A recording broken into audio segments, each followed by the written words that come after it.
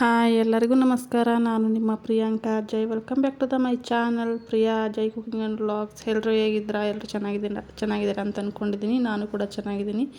ಇವತ್ತು ಬುಧವಾರ ಅಂದರೆ ಅಮಾವಾಸ್ಯೆಯ ವ್ಲಾಗು. ಇವತ್ತು ಬೆಳಗ್ಗೆಯಿಂದನೇ ವ್ಲಾಗ್ನ ಸ್ಟಾರ್ಟ್ ಮಾಡಿದ್ದೀನಿ. ಇವತ್ತು ಸಹ 5:30ಗೆ ದಿನ ಸ್ಟಾರ್ಟ್ ಆಯಿತು. ಬೆಳಗಿನ ಕೆಲಸ ಎಲ್ಲ ಮುಗಿಸ್ಕೊಂಡು ಪೂಜೆನೂ ಸಹ ಮುಗಿಸ್ಕೊಂಡೆ. ಪೂಜೆ ಎಲ್ಲ ಆದ ನಂತರ ನಾನಿಲ್ಲಿ ಟೀನ ಮಾಡ್ಕೊತಾ ಇದ್ದೀನಿ. ಬೆಳಗ್ಗೆ ಎದ್ದು ಬಿಸಿ ಬಿಸಿಯಾಗಿ ಒಂದು ಟೀನ ಕುಡಿದ್ರೇ ದಿನ ಸ್ಟಾರ್ಟ್ ಆಗಿದೆ ಅಂತ ಅನಿಸುತ್ತೆ. ಅದಕ್ಕೋಸ್ಕರ ಬೆಳಗ್ಗೆ ಒಂದು ಟೀನ ಸಹ ಮಾಡಿಕೊಂಡು ಕುಡಿದು ಅದಾದ ನಂತರ ನಾನಿಲ್ಲಿ ತಿಂಡಿನ ಮಾಡ್ಕೊಳ್ಳೋದಕ್ಕೆ ರೆಡಿ ಮಾಡ್ಕೊಳ್ತಾ ಇದ್ದೀನಿ. ಇವತ್ತು ಸಿಂಪಲ್ಲಾಗಿ ಅವರೆಕಾಳು ರೈಸ್ನ ಮಾಡ್ತಾಯಿದ್ದೀನಿ. ಯಾರಿಗೆ ಬೆಳಗ್ಗೆನೇ ಮಸಾಲ ಎಲ್ಲ ತಿನ್ನೋಕೆ ಇಷ್ಟ ಆಗೋಲ್ಲ, ಬೆಳಗ್ಗೆ ಪುದೀನ ರೈಸ್ ಇರ್ಬೋದು ಅಥವಾ ಪಲಾವ್ ಇರ್ಬೋದು, ಅದಕ್ಕೆಲ್ಲ ನಾವು ಆಲ್ಮೋಸ್ಟ್ ಮಸಾಲ ಹಾಕ್ತೀವಿ. ಅದ್ರ ಬದಲು ಈ ಥರ ಸಿಂಪಲ್ಲಾಗಿ ಈ ರೈಸ್ನ ಒಂದು ಸತಿ ಮಾಡಿ ನೋಡಿ, ತುಂಬಾ ಚೆನ್ನಾಗಿರುತ್ತೆ. ಇವಾಗ ಅವರೆಕಾಳು ಸೀಸನ್ ಬೇರೆ, ಅವರೆಕಾಳು ಸಹ ತುಂಬಾ ಚೆನ್ನಾಗಿರುತ್ತೆ. ಬನ್ನಿ ಇವಾಗ ಅವರೆಕಾಳು ರೈಸ್ನ ಯಾವ ರೀತಿ ಮಾಡೋದು ಅಂತ ನೋಡೋಣ.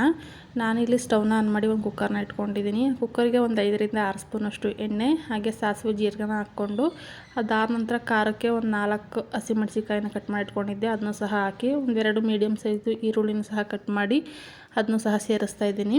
ನಾನಿಲ್ಲಿ ಒಂದು ದೊಡ್ಡ ಸೈಜ್ದು ಕ್ಯಾಪ್ಸಿಕಮ್ನು ಸಹ ಹಾಕ್ತಾಯಿದ್ದೀನಿ. ನಿಮಗೆ ಬೇಕಿದ್ರೆ ಹಾಕ್ಕೋಬೋದು, ಬೇಡ ಅಂದರೆ ಸ್ಕಿಪ್ ಕೂಡ ಮಾಡ್ಕೋಬೋದು. ಬಟ್ ಹಾಕಿದರೆ ತುಂಬಾ ಚೆನ್ನಾಗಿರುತ್ತೆ. ನಾವು ಇದಕ್ಕೆ ಜಾಸ್ತಿ ತರಕಾರಿ ಏನು ಬಳಸ್ತಾ ಇರೋಲ್ವಲ್ಲ, ಅದಕ್ಕೋಸ್ಕರ ಕ್ಯಾಪ್ಸಿಕಮ್ ಹಾಕಿದರೆ ಟೇಸ್ಟು ಸಹ ತುಂಬಾ ಚೆನ್ನಾಗಿರುತ್ತೆ.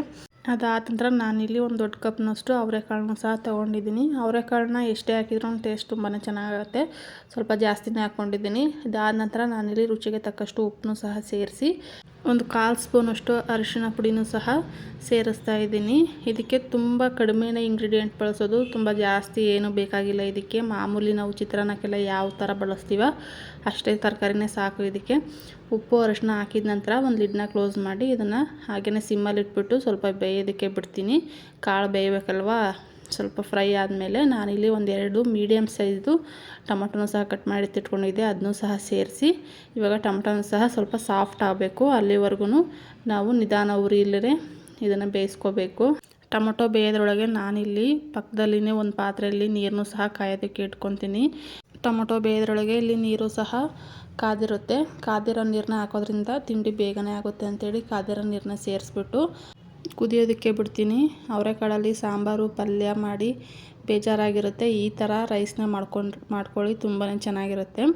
ಇಲ್ಲಿ ನೀರನ್ನು ಸಹ ಕುದೀತಾ ಇದೆ. ಇದಕ್ಕೇ ನಾನು 1 ಗ್ಲಾಸಷ್ಟು ಅಕ್ಕಿನ ತೊಗೊಂಡಿದ್ದೀನಿ. ಆ ಅಕ್ಕಿನೂ ಸಹ ನೀಟಾಗಿ ವಾಶ್ ಮಾಡಿಕೊಂಡು ಕುದೀತಿರೋ ನೀರಿಗೆ ಹಾಕ್ತೀನಿ.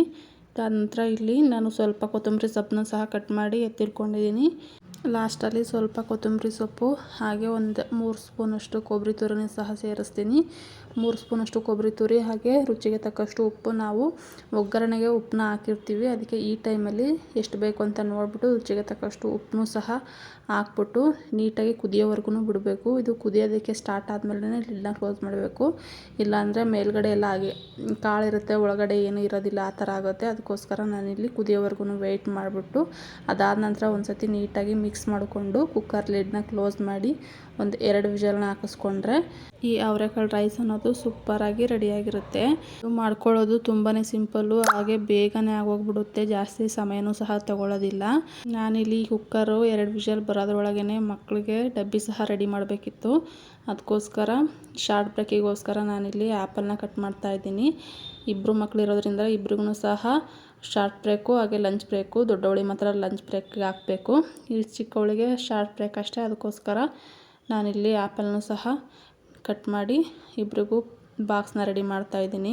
ಬೆಳಗ್ಗೆ ಟೈಮಲ್ಲಿ ಹೇಗಾಗ್ಬಿಡುತ್ತೆ ಅಂದರೆ ಎಷ್ಟೇ ಬೇಗ ಎದ್ರೂ ಲಾಸ್ಟಲ್ಲಿ ತುಂಬಾ ಅವಸರ ಅಂತ ಅನಿಸುತ್ತೆ.